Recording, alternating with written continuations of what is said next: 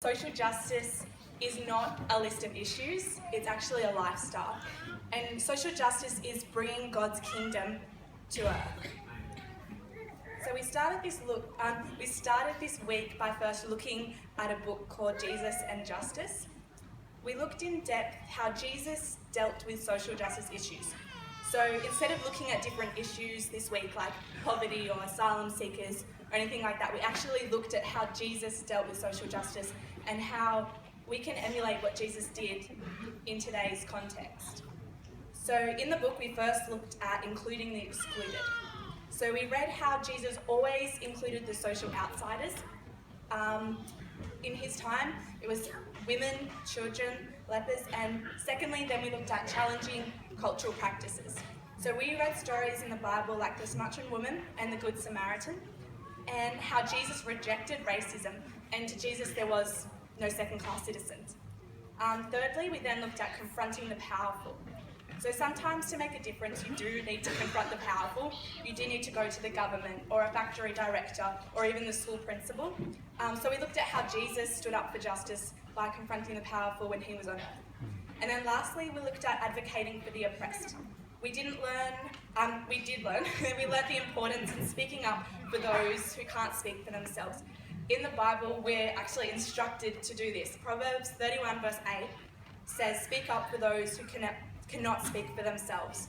So throughout the week, everything we did related back to these 4 principles that we learned. These 4 principles have been modelled to us through the people in the Salvation Army for many years.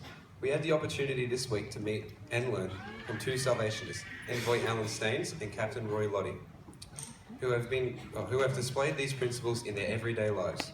They talked to us about the current Salvation Army programs, which include the excluded, challenge the cultural practices, confront the powerful, and advocate for the oppressed.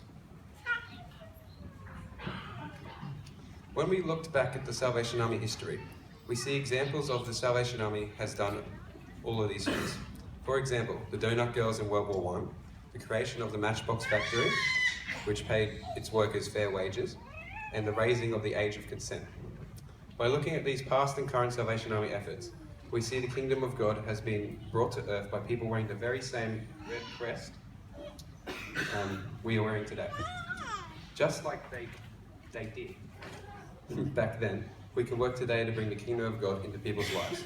As Salvationists, we should bring God's kingdom to earth in our everyday lives.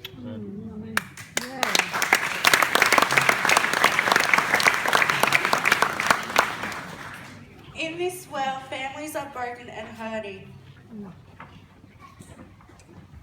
In the world, people are lonely. In the world, many don't have a consistent, safe place to sleep. In the world, people are treated as objects and commodified. In the world, the environment is exploited. In the world, children are told to be seen and not heard. In the world, many don't have enough to eat. In the world, culture is becoming increasingly sexualized. In the world, people are trapped in addiction.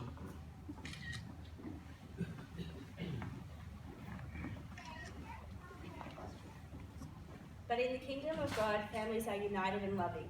We can bring the kingdom by demonstrating through our own actions what healthy families look like and sharing with our families with those who don't have them. In the kingdom of God, people are included and feel loved. We can bring the kingdom by smiling at and being kind to people we come into contact with. In the kingdom of God, all people can rest safely in a secure place that they can call their own. We can bring the kingdom by advocating to the government more affordable housing options and by treating all people with equal dignity. In the kingdom of God, every person is valued for who they are. We can bring the kingdom by being conscious of which companies we buy from and advocating for those who are oppressed. In the kingdom of God, God's creation is cherished and protected. We can bring the kingdom by intentionally making choices that preserve the earth. In the kingdom of God, children are treasured and bring new ideas. We can bring the kingdom by building up the children around us and ensuring they are safe.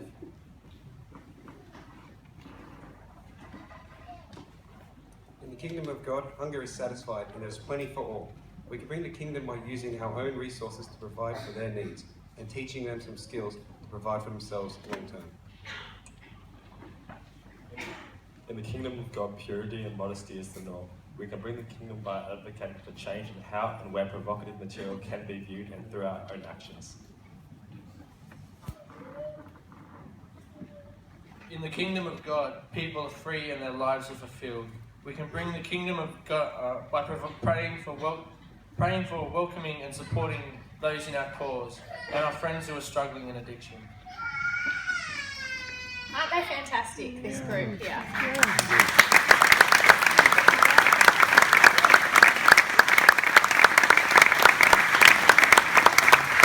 And this week, as their leader, it's been my absolute privilege to meet the next generation of Salvationists who are going to do all those wonderful things that we heard about before and even more. God is not finished bringing the kingdom of God to the earth through the Salvation Army. And these guys this week learned how they're going to do that. They're going to go back to their communities and work out where there's injustice, where God's kingdom isn't present, and they're going to do something about it. And that's something that excites me. So as they come back to your core, as they come back to your homes, please encourage them. Help them to recognise when people are not included. Help them to recognise when they need to advocate for the oppressed, because they're willing to do it. They just need a little bit of help sometimes seeing where that is. So as we see, the kingdom of God can take over this earth by practical, small actions. And these guys are full of those actions and full of ideas for them. So please give them another hand as they really love it.